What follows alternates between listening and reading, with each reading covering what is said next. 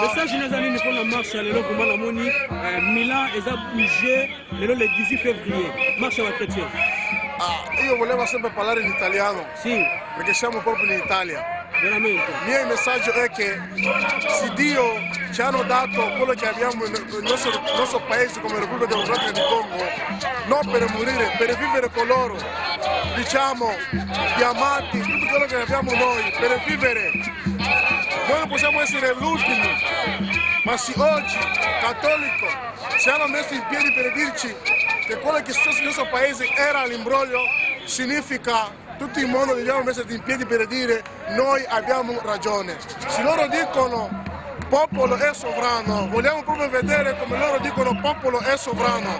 Di questo problema qua mettiamo in mano dei papi, anche quello che rappresentano tutto cattolico per dire vogliamo la nostra vittoria. Ok, grazie mille. Prego.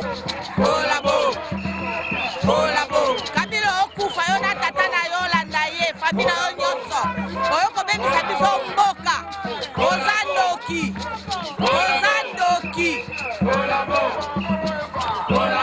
message les années na moni pour dire Emilia oyebi no ça va raconter na kata Milan message nani pour marche lelo lelo bomo na kaka osali ke bakongala basala bamarche na kino donc bus awa tala baméchant donc biso toyemba te mpona baméchant eleki mais yo kabila yo kanambe mboka na batika omema te po méchant eleki ezoleka eza bato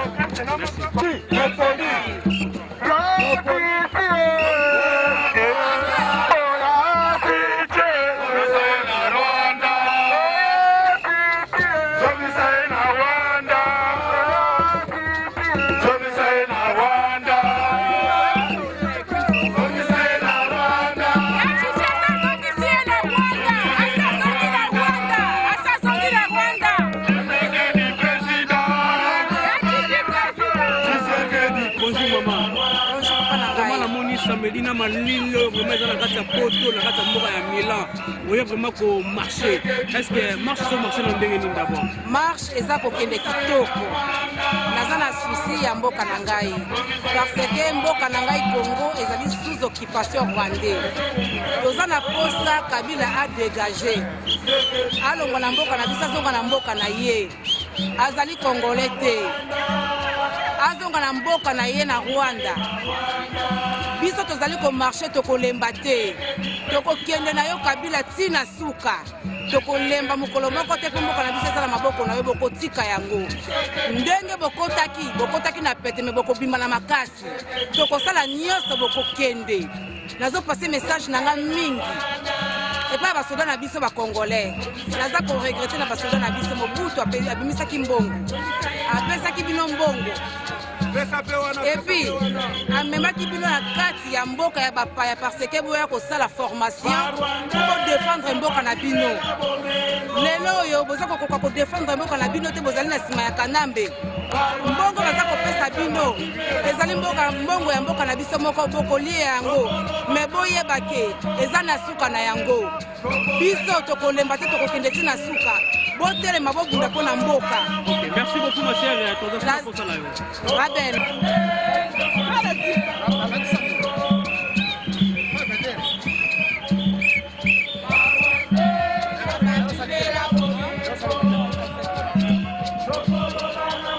Bon, Raph, tout le monde a vraiment marché, ils ont déroulé des lignes. Marche, ils ont calme, très calme, dans la idéologie. Ya kobenga na kata Kabila na mboka kwa aumeli eloko moko asali te biso tonyokama awa na mboka mindele et pourtant na mboka na biso moko plein de richesse. Alors toza na posa na ye te azwaki mpe na élection te azwi kutu te. Alors libanda azoka na mboka na ye oyo eza Rwanda. Kongo eza ya biso kotikela ya biso mpo na libela na libela. Merci beaucoup. Merci. Et bon yo Nadine vraiment marche sur marché ndenge na kati ya Milan. Olobi nini moment Nadine? Marche sur marché là très bien malgré sensibilisation ça même ma casse pas congolais mais marche là. Marche là très bien.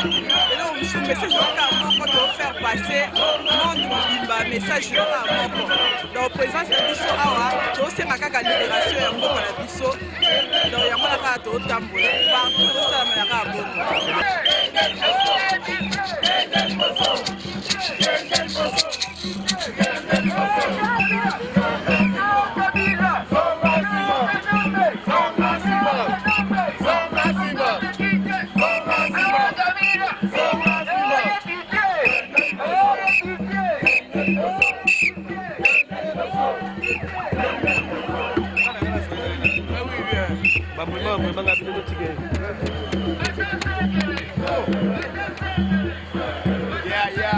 eza ndenge nini namoni mpe banduliste baye komarche andire fataki vraiment makambo yango ezotambola ndenge nini vraiment yananga makambo yango ezotambola kaka donc nde kaka omona donc toye marche moko monene donc yo moko olobi yango bien André Fataki ere bato ya kimi bazwaka kombo wana André Fataki un grand combattant na zawa donc na zawa mpo na mboka mpo na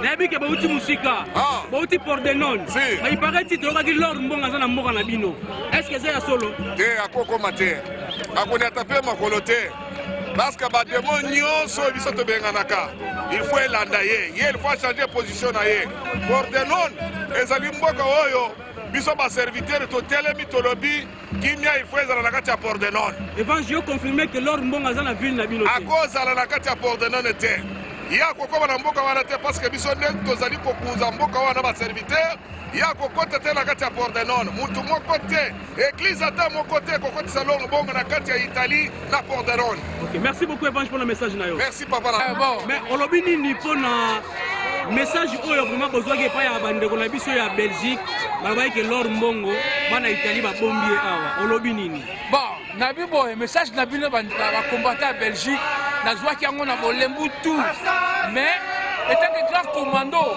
nakenda koluka bisika Lord Mbongo azalaki na lokalisaki bisika azalaki mais bakimisaki ye bisika azalaki kovanda nakokana bisika ya fille moko boye azalaki madrine na ye donc ça veut dire que Lord Mbongo azalaki awa mais tozaki na Bergamo na Pordenone na Bergamo na lokalisaki bisika azalaki naki koluke na zwa ye nakopesa message na bakolabo nyonso eske boza koyeba te ke mboka na biso eza okipe lokola mboka na biso eza okipe bino boza kosala semblant bozali kosakrifie bandeko na biso babomaka bango Kanambe Kabila esika ofandi oyebi ke tolingaka yo te kangela biso bakolaborateur na yo nyonso banda koboma moko na moko banda koboma moko na moko message mosusu naza kopesa bakongole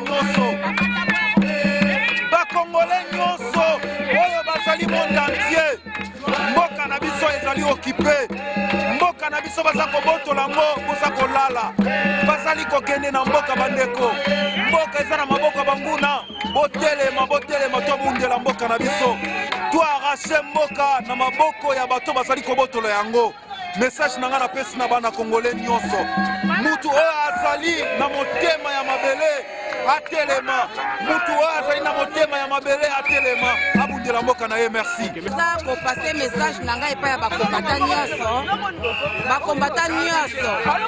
ebongi na bino koyoka makambo oyo Bishop Élisée alobaki mpona kolibere mboka na biso na pete Kabila kokende te Kanambe akokende na pete te bandeko na nga bakombata ebongi na biso tomeka kozwa likanisi oyo Bishop Élisée na Afrique du Sud abimisaki tosalela eloko Bishop Elise alobi tokoyeba kozwa mboka na biso na maboko ya Kanambe. Bishop Elise wana ezali makambo ya kati nakoki koloba ngo na kati ya marche te eza masolo ya kati bakombata oyo bozali na kati ya Italie na bamboka mosusu bakombata oyo bazali na bamboka na France na Belgique na Londres bipai na bipai tosangisa likanisi moko lokola tolobi ke tokokutana na Belgique na marche le 9 tokozala elongo na bino na marche Italie bakokende na Belgique tokokende biso tozali balider tokoki kovanda te nalobelaka bato wana bayebaki omo nde tovanda nde tosala marche eza pamba te toye mpo na histoire ya Congo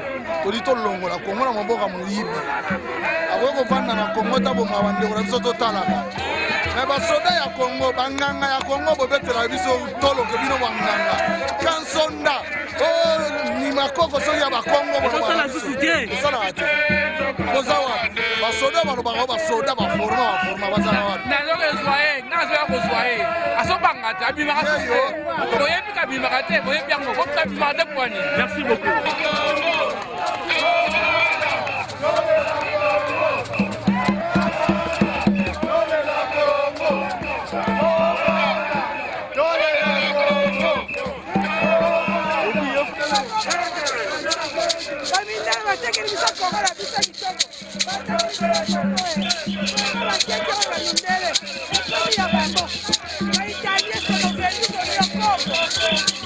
Siamo schiavi di italiano, schiavi di francese, schiavi di americano. Le nazioni, Ladi ha perduto il nostro popolo. Oggi Ladi, nazala grand méchant kosakana te papa natiki mpila Bologna naye kaka na mboka oyo Milan seulement mpona kodefendre droit ya bacongolais.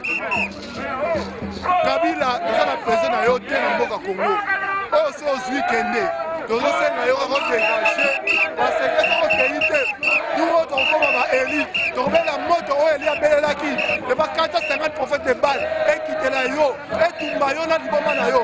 Kabila nazopesa yo nazokoyebisa yo okite mwa Congo bima mboka Congo mpo tona na posa na yo te tozona bese olibere Congo nana méchant alobi marche ekosila te bandeko na biso ya Kinshasa le 16 bamarchaki te biso tozocomprendre bango parce que moto aza na boloko ye moko te moto asalaka po abima eza bato baza libanda nde basalaka po abima nayebi ke yo ozalaka moto ya masese stratégie nini oza nango ya kopesa bandeko na biso ya kini bastratégie ezali ebele cette fois-ci bato ya Kinshasa tosengi bino ke kuna surveillance ezalaka te soki okutani na mutu oyo oyebi aliyaka na mbwa wana na mesa moko ndeko na ngai balingi ambiance chuba ya ta mulangi boma ye parce que toye komona stratégie ya badictateur ezalaka kaka moko baprésident balongwe bachange ebele me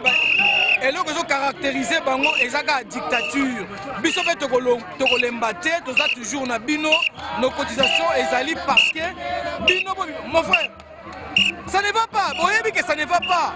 Ça ne va pas. C'est comme si beaucoup de accepter que mettons du mango à défaut, à français à défaut du crocodile, on accepte les lézards. Tout comme dit mamou c'est le kété pour tout ce monde a dinosaure té. Voilà ça mou c'est le kété bande konangai. Tout comme dit menenganini. À suivre mais toutefois nous sommes là pour vous. Bonjour. Message nous dans la hôtel s'appelle Noso. Congolais partout va combattre le monde dans le Vraiment, nous avons regretté parce que Baloba, tricheur va payer sa carrière 0. Et nous avons montré tricheur de façon d'examen de Taliboso. Ensuite, nous avons une autorité morale. Est-ce que tricheur a une autorité morale? Merci pour la message. Point d'interrogation. Côté OP, nous sommes motivés. Quand Mouya, na moni vraiment marche ça na mboka na yo. Olobi nini vraiment pour na situation nyonso passer na Congo. Toloba sous nini. Ba tutu ba zo mona makambo ngezaleli. Ba mindele ba obeta kara. Eloko zo mona na vis-à-vis ba mindele ba obeta kara. Mais ya Kadhafi ba bimisi autant. Bon ya Congo ba bimisani. Point d'interrogation.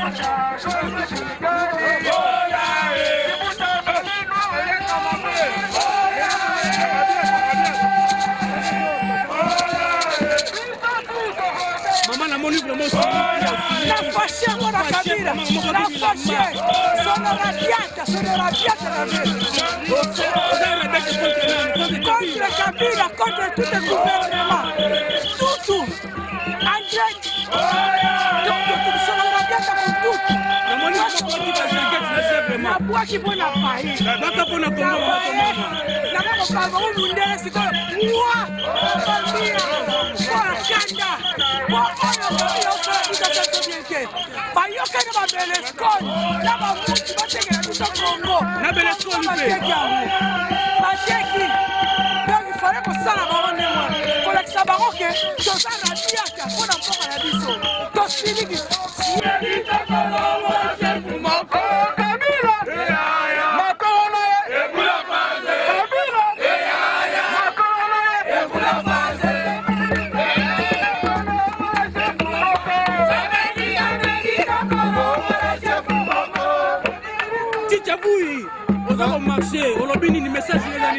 message na nga salongo na éducation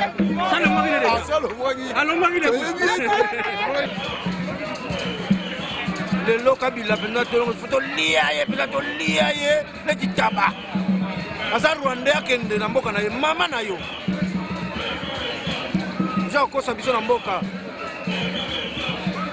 namoni bozo distribuer eza banini oyo bozo distribuer bongo oyo eza bapapier po topesa na baitalien batanga po bamona keno Congo eza na démocratie.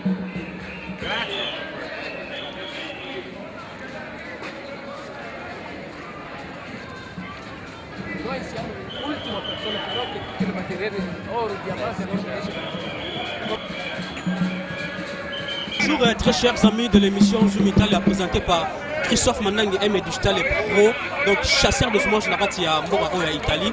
Nous aussi devant Piazza République Oyo Bakos Baimi Nakati à Mboka Italie, juste pour un seul objectif, Congolais Nyonso, Bangolais, Africains, Camerounais, Ivoiriens, Koutani pour marcher. La situation ozo s'est déroulée na kati ya mboka ya Congo bomoni ndenge bandeko na biso vraiment na malili oyo ba kimi ba kayu na bango batiki ba misala na bango juste pour na koya ko marcher na situation ozo le kati ya mboka ya Congo. Moi Christophe Mandangi j'étais à Paris donc il y a coup de fil la sauter rapide donc la couvrir événement oyo soit disant ba site ebele eza en vigueur na kati ya mboka ya Italie il faut ezala arrêter pendant 2 mois on a tsaki mboka ya Italie bana nga baliete ba nourriture au monde balingaka balia à cause ya bandeko maso oyo vraiment baza na ba site moko soit disant ba site za en vigueur na kati ya mboka oyo Italie il faut ezala arrêter donc moni événement ndenge zoleka marche ndenge zo dérouler bandeko bauti ba ville de part et d'autre bauti ba Reggio Emilia bandeko bauti ba Bologna bandeko bauti ba Pordenone bauti ba Brescia donc marche ezako dérouler très bien là vous avez un photographe Bazali il a des caméramans des professionnels donc juste pour couvrir aux événements oyo chasseur de images Christophe Mandangi aïe donc il faut zoomer bandeko nyonso bozomona na kati ya ville ya Milan donc vraiment je suis très arabiato na kanda mabe bandeko o bozona na ngai partout je suis arabiato notre bagage je suis arabiato na sangisango italien na français arabiato donc bozomona marche n'inga zaliko déroulé bandeko vraiment ba repose biso programme nous allons chercher l'un des organisateurs à expliquer biso situation ndenge zaliko déroulé na kati ya mboka ya Congo donc le monsieur Aouti ville ya régime il a expliqué biso situation dans le programme za ndenge cher frère na biso eloko moko boye oyebi tonto organiser la marche oyo ezalaka na ba souffrance ebele ba mindele déjà ba kota na complicité ya ba gouvernement na mboka na biso sachant qu'ambassade des États-Unis est à Awa, ce qui est comme Liboso, on a plus de visibilité. C'est pour cela qu'on a empêché Biso. Et ça marche de colère, tu as apporté ces pélatés tout le monde dans le papier, dans le comaka. Autorisation d'organiser papier. Donc, les décisions de nos amis, il faut beaucoup de barrages jouer bolé. Il faut beaucoup de barrages jouer tous les cas. Combien de si sur ce on va être un massage, il faut que nous saluons. Ils appellent la kinité. Ils appellent la kinité. Et comme le cola, André Kimbuta, et comme le cola, et comme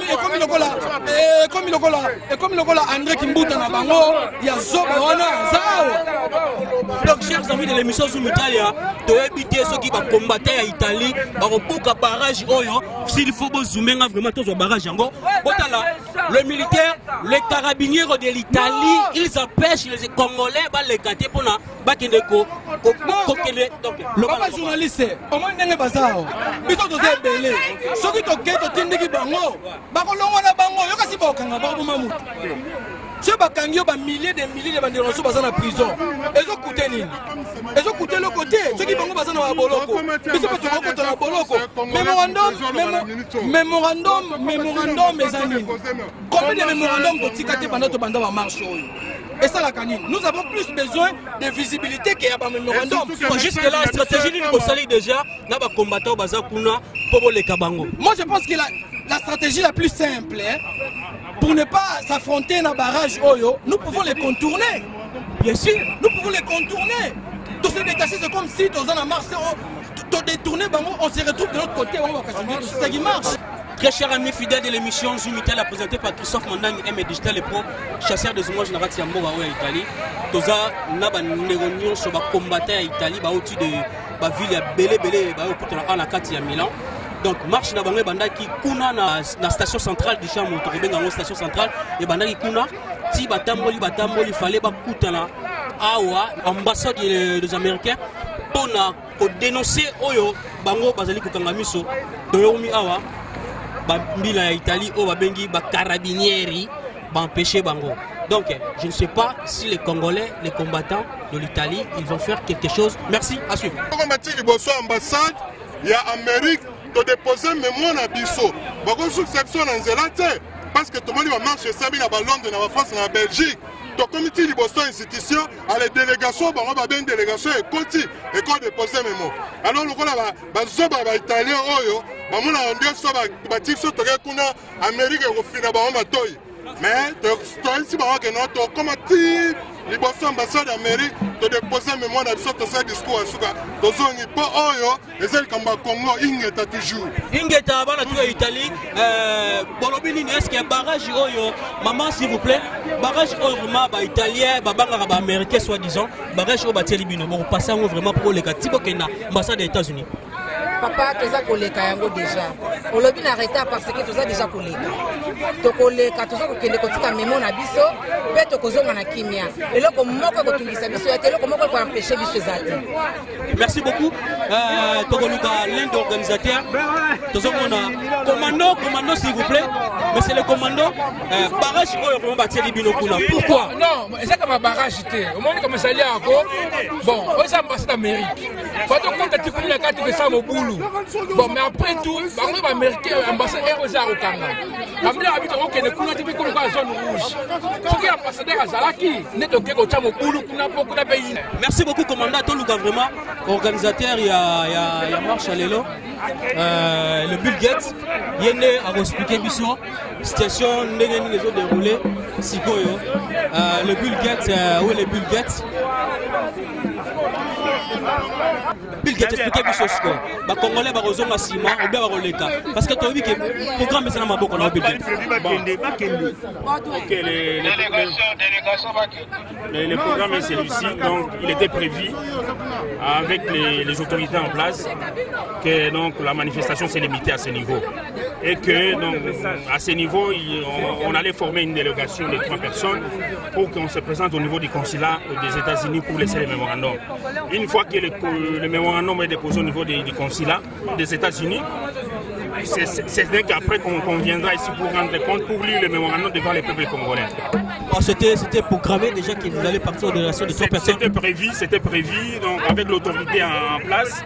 Il était prévu que donc on puisse former, arriver au niveau de la Piazza de la Repubblica. C'était prévu qu'on forme une délégation de 3 personnes pour que cette délégation soit accompagnée, avec la police de la place pour aller laisser le mémorandum au consulat des États-Unis. Une fois que le mémorandum, je répète, une fois que le mémorandum est déposé, nous allons rentrer sur place ici pour faire les comptes rendus au peuple congolais. Ok, merci beaucoup Bill Gates. Les amis de Zunitel, mon vraiment organisateur Bill Gates, le expliqué biso nenge bako se déplacer pour bakende kuna mais c'était pas prévu biso nyo surtout kota kuna 3 personnes na caméra ya Zunitel ya kota. Merci. Et la ligne.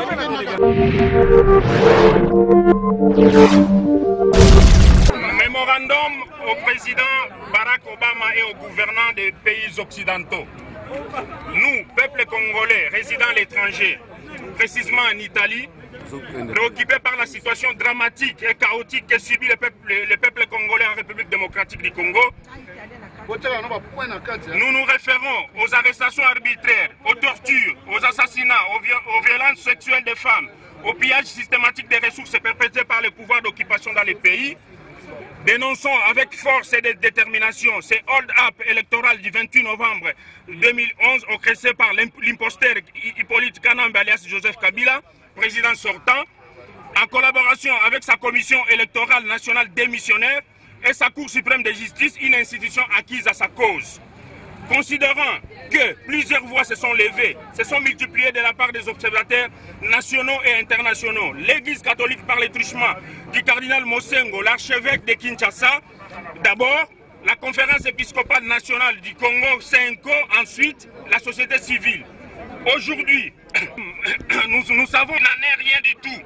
Après que quelques efforts internationaux pour assister cette fameuse commission électorale nationale indépendante, CENI, ont tous été rejetés. Conscients que notre lutte sera longue et populaire, étant donné que notre cause est juste et noble, et des conséquences qui en découleront seront désastreuses et compromettant ainsi la paix et la cohésion nationale, notre peuple, nous, peuple congolais, nous nous posons une seule question. Qu'a fait cette communauté internationale? Nous profitons de cette occasion pour rappeler à tous nos compatriotes africains ici présents que le président Obama, lors de son premier voyage officiel en Afrique, au Ghana, avait déclaré ce qui suit. Le destin de l'Afrique est entre les mains des Africains. Pour la République démocratique du Congo, le destin s'est joué le 28 novembre 2011 où le peuple congolais était appelé à voter massivement son président malgré les intimidations préélectorales, les fraudes massives, tricheries planifiées. Le peuple congolais a démontré encore une fois de plus à la communauté internationale que M. Etienne Tshisekedi wa Mulumba était bel et bien l'élu du peuple. Au président Obama et aux gouvernants des pays occidentaux, nous Congolais, nous disons ceci. La démocratie est une valeur universelle. Elle n'appartient pas seulement à l'Occident. S'il est vrai que le destin de l'Afrique est entre les mains des Africains, le peuple congolais en République démocratique du Congo s'est exprimé le 28 novembre en votant son président de la République. Il est grand temps de respecter son choix. Cependant, nous continuons à déplorer, à condamner cette attitude, ce silence absolu de la communauté internationale devant l'énormité du scandale électoral en République démocratique du Congo. Ainsi, en communion totale avec la position courageuse de l'Église catholique au Congo, qui est toujours celle de prêcher la vérité et la justice, ensemble avec d'autres chrétiens, ont organisé une marche pacifique ce jeudi 16 février 2012 en mémoire des martyrs et pour la vérité des unes, laquelle marche fut brutalement repoussée, provoquant ainsi des atteintes graves aux droits de l'homme. Aujourd'hui, nous sommes présents dans la rue et nous le serons toujours pour réclamer avec force et détermination le rétablissement de la vérité des urnes pour les élections présidentielles et législatives du 28 novembre 2011. C'est avec sentiment de compassion, de tristesse, qu'une pensée sera adressée à notre compatriote qui s'est immolé. Une pensée à notre dignité humaine, à nos droits, à nos libertés, à tous les martyrs de l'indépendance, de la démocratie et aux générations futures. Poursuivons notre combat avec fermeté et détermination, comme l'ont fait d'autres peuples que nous avons vus et admirés lors du printemps arabe, en Europe méridionale, en Amérique latine, en Asie. Ces peuples ont fini par l'emporter. Nous aussi, nous finirons par l'emporter par des voies pacifiques. Voilà pourquoi nous, Congolais de la République démocratique du Congo, nous disons encore avec force non à la force étrangère d'occupation, non à la force de domination, non à la force de servitude, non à la force d'oppression, non à la force d'extermination, non à la force de prédation au pouvoir dans les pays, non aux arrestations non aux violences sexuelles des femmes, non aux homicides, non aux assassinats, non au détournement des fonds publics, non au pillage systématique de nos ressources, non à des pillages systématiques de nos minéraux par des sociétés américaines, canadiennes, françaises, belges, anglaises, chinoises et sud-africaines. Vive la République démocratique du Congo, vive le peuple congolais de la diaspora, vive le peuple congolais résident en Italie. Toza liboso ya ambassade ya États-Unis avec Bill Gates l'organisateur vraiment organisé makambo wana expliquer biso pourquoi batiki bango libanda pendant un bon moment ba italien ba coach na kati. Bon, d'après ce qu'on a eu à parler avec les autorités en place, c'est-à-dire les autorités qui nous ont donné l'autorisation pour la marche, il était prévu que la marche commence à partir de la station centrale, c'est-à-dire la piazza Duca d'Aosta. Et puis l'itinéraire était celui de Piazza Duca d'Aosta jusqu'à la Piazza de la Repubblica. Et là, donc, quand nous sommes arrivés à la Piazza de la Repubblica, nous étions, avant d'atteindre le consulat des États-Unis, on était obligés, comme organisateur, de lire les mémorandums qu'on adressait au président Obama et tous les gouvernements occidentaux. C'est ce qui a été fait. Nous avons fait une lecture proprement dite du mémorandum. Maintenant, là, ensemble avec les autorités policières de la place, de la commune de Milan, nous sommes là devant les consulats des États-Unis d'Amérique et ils sont partis voir si au niveau du consulat il y a le personnel pour qui puisse accepter de nous recevoir. Et dès qu'ils vont rentrer, ils vont nous donner les comptes rendus. Comme nous savons que dans tout pays, il y a des lois. On doit respecter ces lois-là. Là, nous sommes sur le territoire des États-Unis. Donc, on est en train d'attendre pour que les deux responsables de la police puissent nous faire les comptes rendus pour qu'on puisse aller déposer notre mémorandum. Le discours que je viens de suivre que vous avez fait là-bas, il y a d'autres Congolais, ils ont déclaré, mais pourquoi vous avez fait ça dans la langue française et pourtant nous sommes en Italie? Bon, nous savons tous que